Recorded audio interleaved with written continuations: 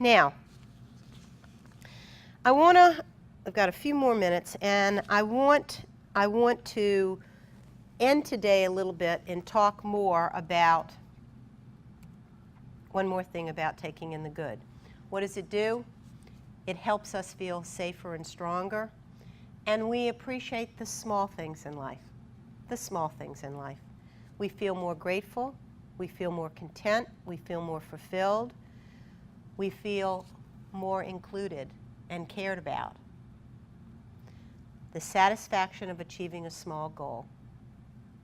And we recognize our positive traits, and there's a greater sense of a spiritual realization, okay? Those are some of the benefits of taking in the good. What do I mean by resilience?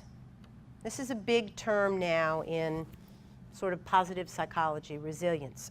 And resilience is adapting well in the face of adversity. Now, I think we would all easily be able to say that getting a diagnosis of cancer is an adverse event, okay? It's adversity. It's struggle, it's change, it's stress, okay? So how do you build your resiliency muscle, okay?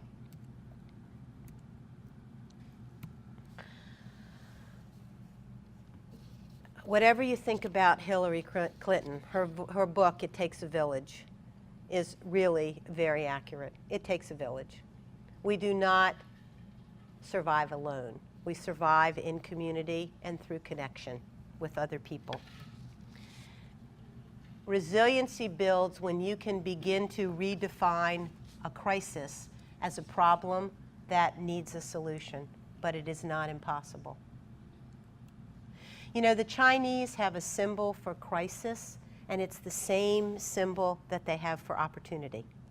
Now, I realize nobody wanted this opportunity, okay? But how you look at this crisis so much depends on how your survivorship evolves and the healing that we hope that you are engaging in.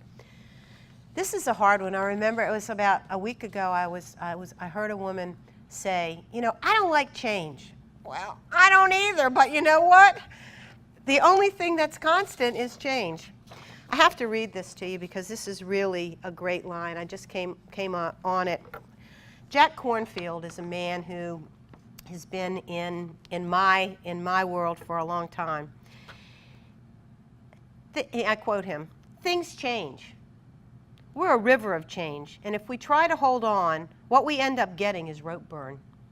It's a kind of recipe for suffering. If instead we accept the fact that everything changes and discover that we can float, that we can surf rather than try to stop the waves, then our life becomes more responsive. It becomes more of a dance, and there's a tremendous joy that comes in that." He also said, "Uncertainty is a description of reality. Life is a series of changes, and we cannot stop the river of change. So accept that life is a part of change." Easier said than done, no doubt about it. Move toward your goal. No matter how small, itty-bitty the goal is, move forward towards it. And make sure you break your goals into small pieces so that you're not overwhelmed.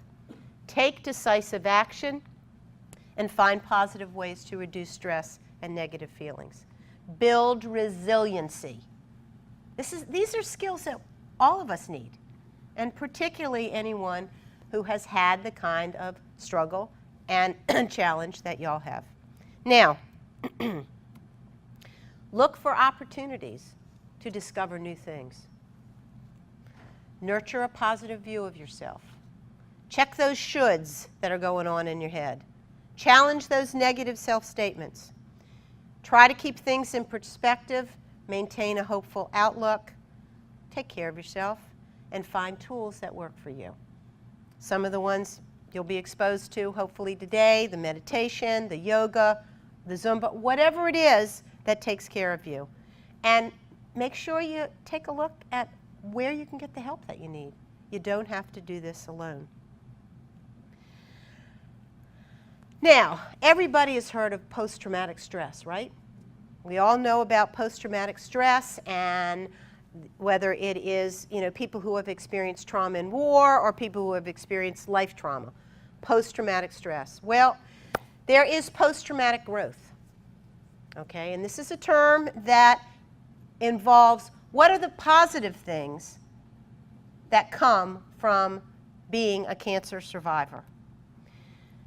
Many people have told me that relationships have become stronger and closer and more meaningful.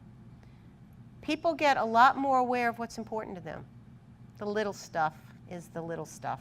And things that mattered a lot don't necessarily matter in the same way. Hopefully, there's more compassion towards yourself and others, a renewed appreciation for life and how amazing life is and how valuable it is to appreciate our life. And your priorities, and things change. Things change. And people often feel empowered to make those changes.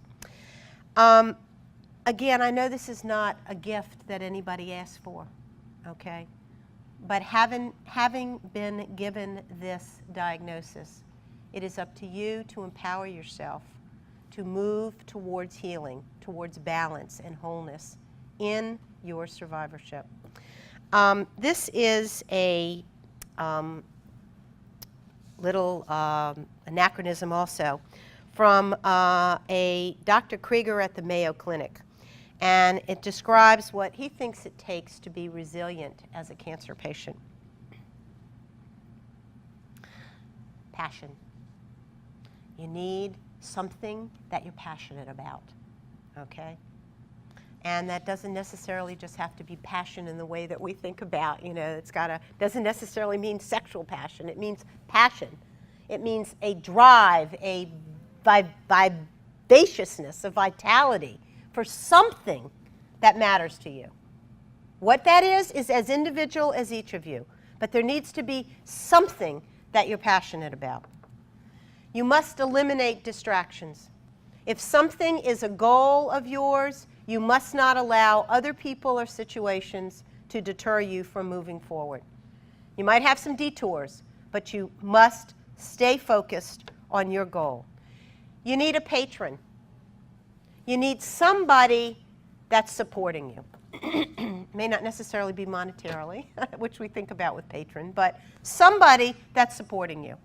It may, if you're fortunate enough to have a family member, wonderful.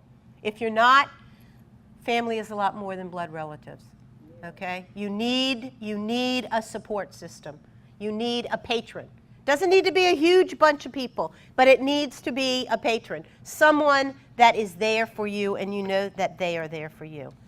To attempt to be as positive and the glass half full as you possibly can be. Again, nobody's saying all the time, but look for the positive. Take in the good. Look for the good. You need energy.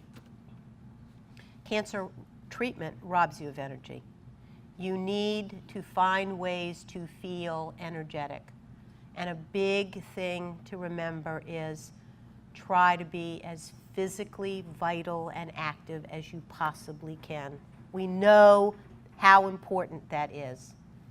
Even if you can only walk up and down your room to start with. But start someplace. Move. Be energetic. And the last is realistic. Realistic optimism. The future is unknown for all of us. And all we can do is to stay in the present and to work towards our goals. I have finished all of my formal little talk today.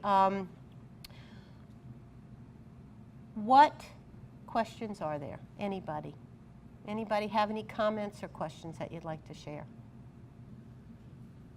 I found that through my journey of recovery that it was always important, and you mentioned it, to have a support system.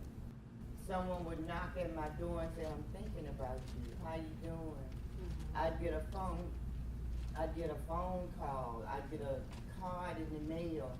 So I learned not only to acknowledge and love the kind words and the encouraging words that came to me, I found myself giving back. And that helps also, you know. You may know somebody, you may have met somebody in here today that maybe 2 weeks from now you might need to send a card and say, thinking about you. So it's important to connect to somebody and let them know that, you know, you're not, like you say, you're not alone.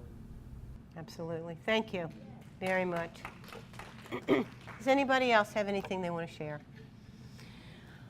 I want to thank you for your attention. I know it's not easy to sit, particularly after you've eaten, and I hope I've given you some food for thought. So thank you all very much. Take care.